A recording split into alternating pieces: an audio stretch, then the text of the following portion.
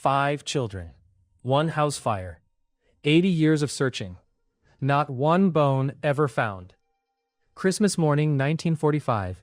The 5 middle children of the Sodder family vanished from a burning house in West Virginia. Their parents never believed the official story. Not for a single day, for the rest of their lives. 1 a.m., December 25th, 1945. Fayetteville, West Virginia. The Sodder house is on fire. George and Jennie get 4 of their children out, but 5 don't make it. Maurice, 14. Martha Lee, 12. Louis, 10. Jennie Irene, 8. Betty, the youngest, 5 years old. A local inspector looks at the wreckage and rules it faulty wiring. Case closed. Death certificates signed within the week. Nobody searches for remains. Officials tell the family the fire burned hot enough to leave nothing behind. George and Jennie never accept that answer. And once you hear what happened around that fire, you'll understand why. Starting with the ladder. Every night, George props one against the house. A fire escape, just in case. That night, it's gone. Found later, dumped in a field, nowhere near where it belonged. His 2 coal trucks, running fine the day before, won't start. Not one of them. The fire department is 2 miles away. They don't arrive for 7 hours.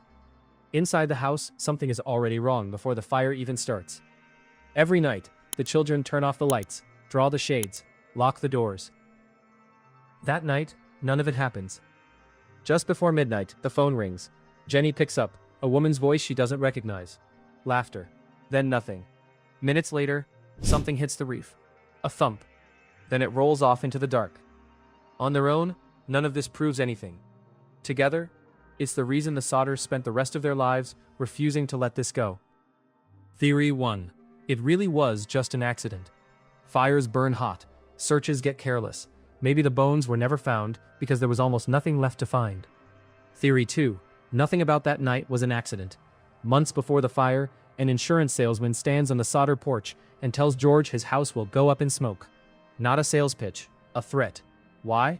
George had been loudly, publicly critical of Mussolini, at a time when Italian-American communities were being watched for exactly that kind of talk.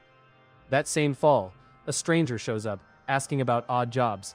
Someone later spots him studying the fuse box. If the fire was set, and the children were taken, not killed, it explains everything else. The missing ladder. The dead trucks. A family that never had a chance to reach them in time. The Sodders hire a private investigator. They spend decades chasing leads that never quite close.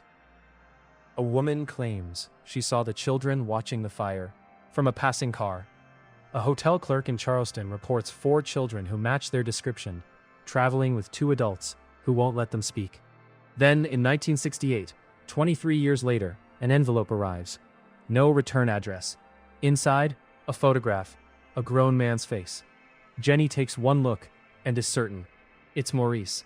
Older, but unmistakably her son. On the back, a message. Half legible. Impossible to fully make out. The Sodders put up a billboard on the highway. 5 faces. A reward. It stands for almost 40 years.